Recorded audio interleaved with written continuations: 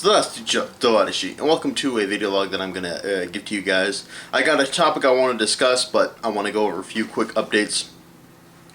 First off, YouTube is giving me a lot of trouble. They've been taking down some of my videos. They've been, just some of the videos I'm uploading are just blatantly getting just failing in mid-upload, and it's really driving me nuts, and it's really frustrating. But the most frustrating part is that people are coming onto the channel and blaming me and saying that I'm not getting these videos done and so on and so forth, and that really annoys me, because I've got these videos all ready to go and they're all edited and everything and just waiting to be uploaded, but YouTube is always failing on the upload or taking them down, and then people are blaming me, and that just drives me nuts because it's not my fault. It's YouTube's fault, so please stop doing that.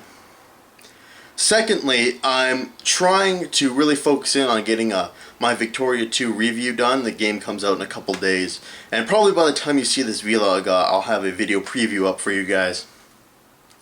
And Paradox doesn't want me to do a a review before the release date.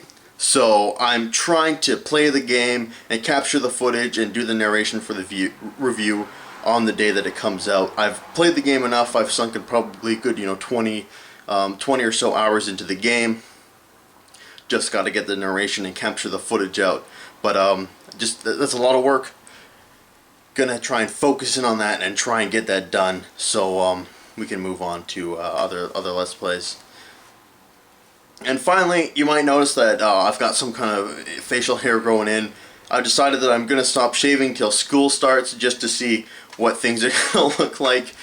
This is probably a week's growth without shaving. Got another 3 or so weeks before school starts. So we'll see how it looks at the end of the month. I think it looks pretty hilarious right now. But, we'll see as time goes on how everything looks. So anyway, let's get into the topic I wanted to talk about. And this is going to start a huge flame war, but I mean every second thing that comes out of my mouth starts a huge flame war, so I'm kind of used to it. And this comes from a viewer. He asked me a question. He says, what should I get? Should I get Napoleon Total War or should I get Starcraft II? And I thought I'd talk about this in the vlog because I'm pretty sure people are interested to see what I say, and also people are asking similar questions. Just before I start, people are wondering what's the deal with the Napoleon Total War Let's Play. I'm kind of total warred out. I've been playing it for over a year and capturing footage for it for over a year. I feel that a lot of people feel the same way, so I'm just kind of putting it to rest until I'll feel that Total War urge come back, and then we'll capture some more footage. But right now I'm just kind of feeling total warred out. Anyway, back to the discussion. I told the guy that this is a really tough question for me to answer. I said, this is like asking me to choose what my favorite dessert is. And my two favorite desserts are chocolate cake and lemon meringue pie. And they're both two very different desserts, and I love them both. And sometimes I'll feel like the cake with its frosting and the nice baked centers and everything, and sometimes the chocolate frosting in the middle or whatever. Or sometimes I'll want the lemon meringue pie with its I like the taste of lemon. I like that sourness and that tartness, and it's got a crust and the meringue topping. Very different kinds of desserts. I love them both, and given the choice between them, I would like to have both, but sometimes I'll feel like the cake and other times I'll feel like the pie. And the guy asked me, he's like, okay, I'm going to be playing both single player and multiplayer, and how would this factor into my decision? So I broke it down. I was thinking, okay, let's break it down with single player and multiplayer. So single player versus Napoleon Total War versus Starcraft II. This was a really tough call for me because I love both the single players, but in the end I think I'd go with Napoleon Total War just because it has more replay value. Like, you could probably be playing that campaign till the end of time, and every different time you're going to have a different outcome and a different, you're fighting different battles and different landscapes and all kinds of crazy stuff. Every time you're going to be playing, it's going to have something different, and essentially you can play it forever. With StarCraft, the storyline is awesome, the campaign is awesome. I was actually on the Gamers Arcadia podcast saying that the story in between missions for RTS, the bar has been raised there. Because usually when you play an RTS game, in between missions you'll have like maybe a general shouting orders at you, and then stock photos will be flying at you, and arrows will be going this way and that, dictating where you gotta go, or maybe you'll have in-game graphics kind of cutscenes. But with Starcraft, this is kind of approaching full RPG levels. For an RPG, I guess it's pretty poor, but for RTS, it's mind-blowing. The kind of depth and everything that they added in between missions, so the bar has been raised. And don't get me wrong, it's awesome, but the thing is, once you're done the StarCraft campaign, you're done that campaign. You can go back and replay the missions, but that's an end-of-the-road kind of deal.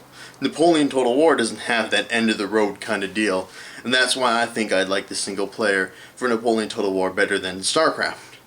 But with multiplayer, this is no contest.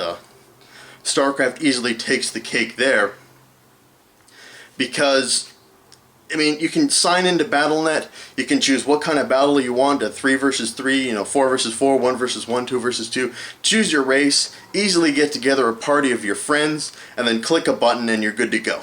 You'll wait 30 seconds, you'll find a match, and you're in. And also the matchmaking makes it so you'll have a roughly equivalent match every single time. It's great. I love it. Fantastic. And also there's custom maps and all kinds of crazy stuff. So the multiplayer experience in StarCraft is really nothing compared to Napoleon Total War, where you get into a lobby and you're going to try and choose a match, and you don't know what kind of match you're choosing, if it's a 1 versus 1 or 2 versus 2 or whatever else. Sometimes people want to fight with only one unit, other times they might put crazy restrictions on it, other times they might not, so it's kind of confusing in that sense. And also, I've never played a game of Napoleon Total War where it didn't lag significantly, like almost a 1-second delay between my orders and the troops responding. And I know in Total War, the troops are a little bit more autonomous, so there is kind of that lag, there is kind of that delay, because these troops kind of have minds of their own, compared to in StarCraft, where the Marines will instantly do what you want them to do, no matter how suicidal or stupid it might seem to them. And they're instantly just going to march off to their deaths. Not so much the case in Total War. But then, of course, there's the gameplay you got to consider.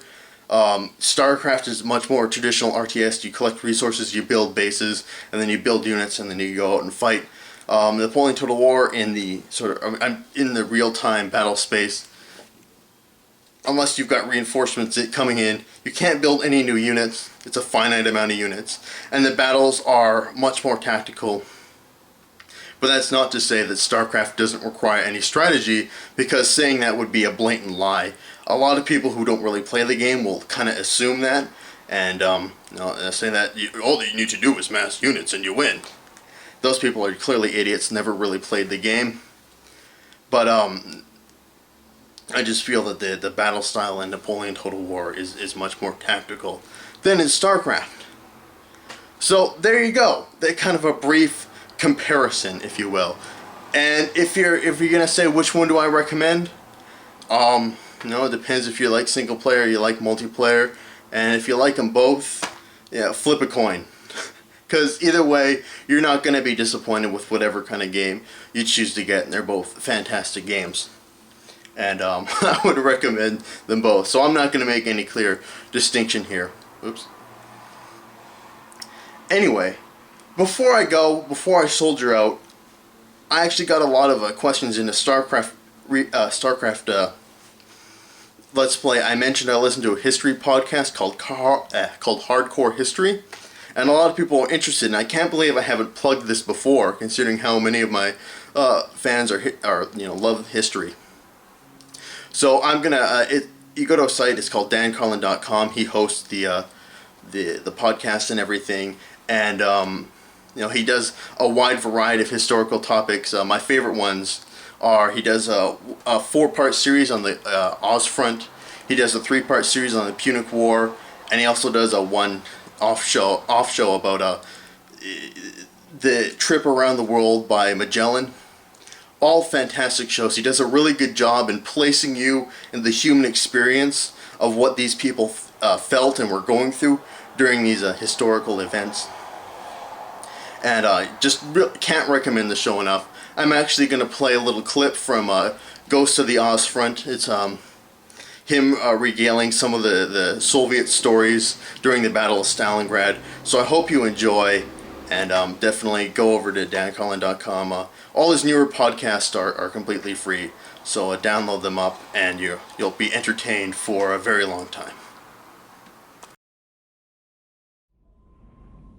2 days after the winter weather arrives in force, on November 11th, 1942, the 6th Army launches a last-ditch effort to take Stalingrad.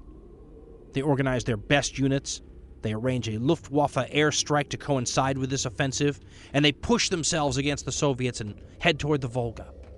Their assumption is that the Soviets in front of them are even more worn out than they are, less well-equipped than they are. They manage to push toward the Volga all the way to the river on a front of 600 yards. But the Soviets are fighting back fanatically.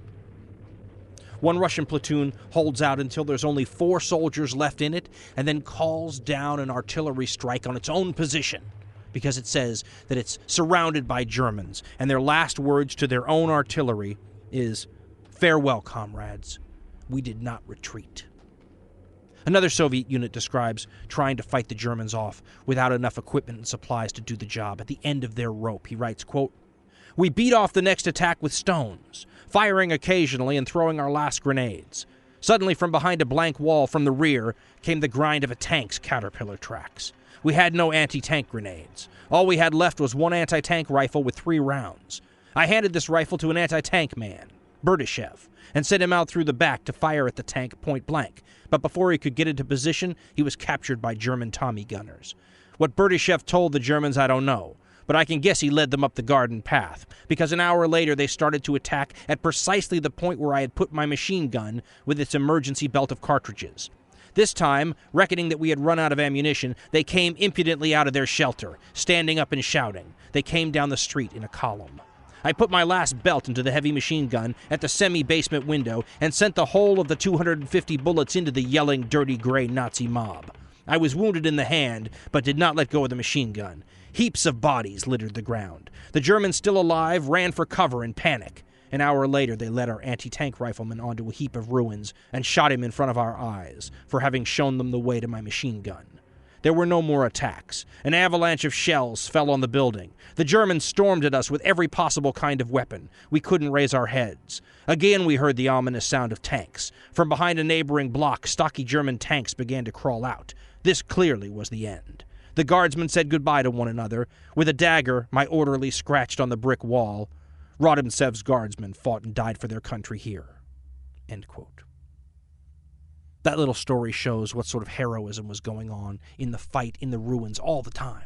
The Germans capture one of the Red Army soldiers from that unit who lies to them and tells them that they're almost out of ammunition. Here's the way to get to the unit where it'll be undefended, and instead he leads them into the only area where he knows a machine gun is waiting to mow the whole group down. Then the Germans execute him in front of his friends as retribution for the trap that he had set. And then finally, the Russian unit fights to the death, scratching their name into the wall so that anyone who eventually recovers this position will know that his unit fought to the last man and died heroically. The situation for the Germans is nightmarish.